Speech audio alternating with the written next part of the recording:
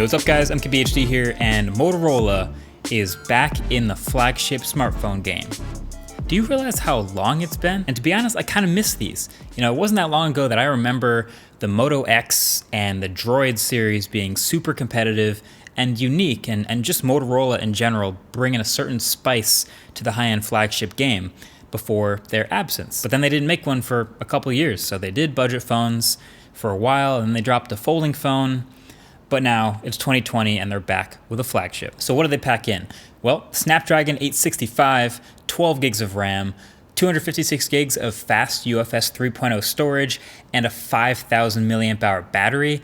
There's a triple camera on the back, headlined by a 108 megapixel main shooter. This thing's got 5G radios, and it's capped off with a 6.7 inch, 90 hertz OLED display that is massively curved around the sides, hence the name Edge Plus. So there's a lot of good things here, but it's far from perfect, and there are some things that are frustrating that sort of feel like come from Motorola being rusty making flagship phones, and we gotta talk about the whole curved display thing. But first of all, I mostly really like the way this phone's built. You know, it's metal and glass like any other flagship, and it has some character with the curves in the top and bottom rails that I like. And yes, you're not seeing things. That is a headphone jack on a flagship phone in 2020, one of the last you'll find. Speaker at the bottom that's paired with the earpiece at the top, to my ear gets pretty loud and sounds really good.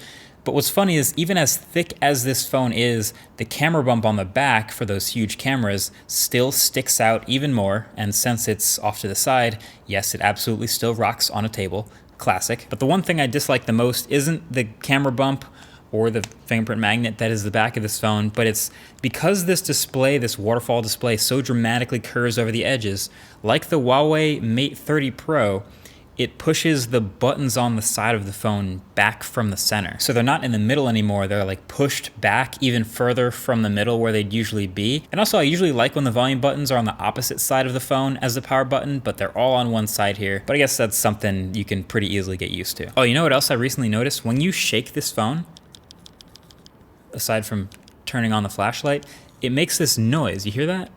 So I thought that noise was coming from the buttons like rattling inside the phone, which was like, oh, that's not very good quality, that's not very good feeling, but you still get that noise when you hold the buttons down. Turns out that noise is coming from the giant camera and the optically image stabilized sensor inside the back of the phone here.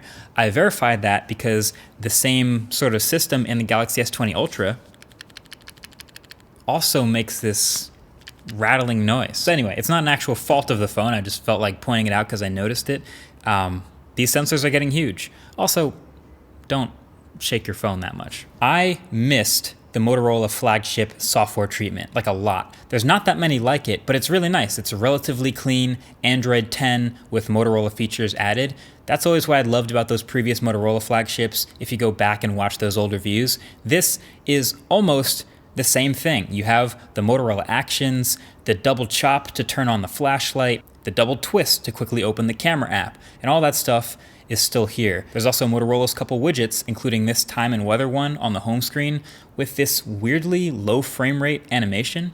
But it's still pretty much mostly what I would expect, but I guess they've gotten a bit rusty because this Verizon exclusive phone has more bloatware pre-installed than I've seen on any premium phone in a long time. I actually didn't uninstall any of them yet, so you can see them all here, but it came with all these games, 2 different versions of Candy Crush, the Verizon Cloud app, a digital secure app, there's Disney Plus, and then another game, and then another game. Sheesh, I didn't know initially if this is a Verizon thing or a Motorola thing. Probably a Verizon thing, but yeah, of course you can just go through and uninstall them all one by one, but it just doesn't feel premium when you have to go through that. Also, one other little thing that doesn't feel flagship quality on this phone is the vibration motor, something that's underrated on a lot of those really good phones. This one has one that's kind of rattly and doesn't feel that great, on par with like $400 phones. I wish it was better. But the battery is one thing I can't complain about though. 5,000 milliamp hours is here. It's a huge cell, and that's a trend I'm happy to see continuing in these flagships, and it's translated well. I was getting regularly 6+ hours of screen on time, which is awesome, and it was lasting through the end of the day with battery to spare, which is what matters. And I guess that makes perfect sense for a phone with a 1080p display and such a huge battery. And there's also wireless charging, and it comes with a decently fast charger in the box. The one thing I'd be hesitant about, well, not hesitant really, just to keep in mind is this is a 5G phone. That's one of their main focuses of it on Verizon, which, cool, great. But I'm not in a 5G area. You might have seen my 5G explain video where I was testing Verizon's millimeter wave 5G. If not, I'll leave it below the like button. But basically, I live near New York City, which is one of those cities that's lighting up with 5G now. But that millimeter wave does not reach here from there. So I've been using this as a 4G phone basically since then. So that means someday in the theoretical future, they'll be lighting up 5G around here, and then this phone will connect to that, and it'll start getting those better speeds, but also that will draw more battery life. You know, how much more, we don't know, but that's why 5G phones have all had mostly bigger batteries. But generally, 5,000 milliamp hours, I'm not complaining. And then this camera, 108 megapixels. Now you might be thinking, wait a second, we've seen that number before, and you'd be right. Galaxy S20 Ultra, Mi Note 10, this is another 108 megapixel main camera. And for the most part, it's pretty similar to Samsung's camera. Matter of fact, the colors are quite nice, and the shots are very detailed as you'd expect. Dynamic range is nice with auto HDR as well. And it's spitting out 27 megapixel photos by default, and basically if you give it a little light, you get good shots.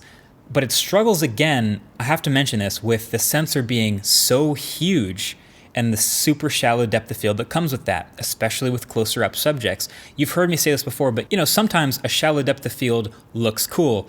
I've raved about that in the past, but to a certain limit. Look at this photo I took of a sign. It's crazy, it looks normal at first, but the left side of the sign is sharp and in focus, but the right side is a little out of the plane of focus, so it's blurry. Sheesh. Now you've probably heard me talk about this before, but the real problem here is Motorola's viewfinder in their camera app sharpens the crap out of whatever you're taking a photo of. It's like cranked to 100, like that Lightroom clarity filter, or if you just turn sharpness all the way up, it looks like an effect. So the sharpness is exaggerated literally to a point where you can't actually tell looking through the viewfinder if you're nailing focus or not. I took shots like this by pointing and shooting, thinking focus was fine because it was sharp in the viewfinder, but then when I looked at the picture closely and I saw what happened, I had to take it again. And this happened multiple times. Here's a screenshot of the viewfinder of what I'm seeing, and then the photo that I got. And again, when you zoom in a bit, you realize it's a bit out of focus and you have to actually look at the photo to realize and take another picture. You can legitimately actually miss focus if you don't check. Motorola, why are you sharpening the viewfinder this much? You have a good camera, tone it down, relax. But also, I feel like we could use that dual aperture feature again. All right, we gotta talk about curved displays. So this phone is of course leaning into it pretty hard. There's some edge display features that'll glow when you get a notification, when your alarm clock goes off, the whole side thing, they really love it. They also named the phone the Edge Plus, but can we stop? I hope the world can see now what's really going on out here, because it's getting ridiculous. It's really ridiculous. Like there was a day a few years ago where every smartphone display was pretty much flat.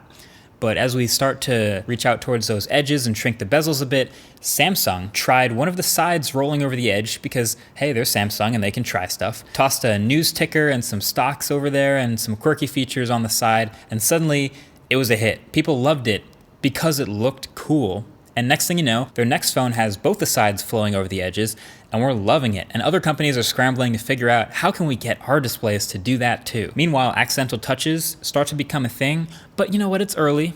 They'll iron that out.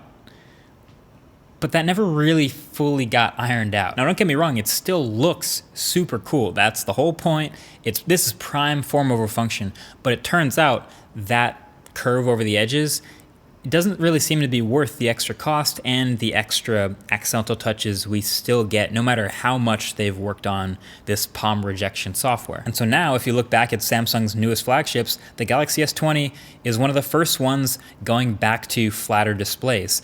Turns out, it's okay to roll back on some things. We had capacitive buttons at the bottom of phones for a long while before we just stopped that completely. You don't see it anymore.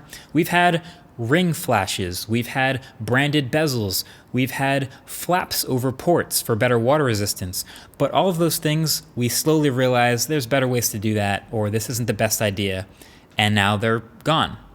It's okay to roll back on things. And so this is my formal petition to realize that these curved over screens, at least these extreme ones, these 90-degree waterfall edges, we can work it back. Thanks for coming to my TED Talk. Also, not to pile on, but this is the worst fingerprint reader I've ever seen under glass, ever. Like, I really don't know what happened here. I've tried re-registering my fingerprint twice using a different finger, but this reader gives me the most failed attempts and the slowest average speed I have ever seen in an in-glass fingerprint reader. So couldn't leave that out. So to sum it all up, I've liked using this phone, but I didn't love it. And when you start to shop around and compare it, like the OnePlus 8 Pro that I just came from has a higher resolution, a higher refresh rate screen, a better quality screen overall. Turns out about the same quality camera system, much faster charging. There's the same specs, a better fingerprint reader, cleaner software, no bloatware, fast software updates, and less of a curve around the screen. So, you know, the smaller battery is maybe the only downside, but what reason is there to buy the Moto for $999? I just think it falls in that category of phones that you'd be okay with using if you got it, but there are other better phones to buy out there. And I think someone's got to say it. It's really just time to be done with those curved displays. And I don't think Motorola's done by any means with trying out flagships. I think they'll be back. At least I hope so. Either way, that's been it. Thanks for watching. Catch you guys in the next one. Peace.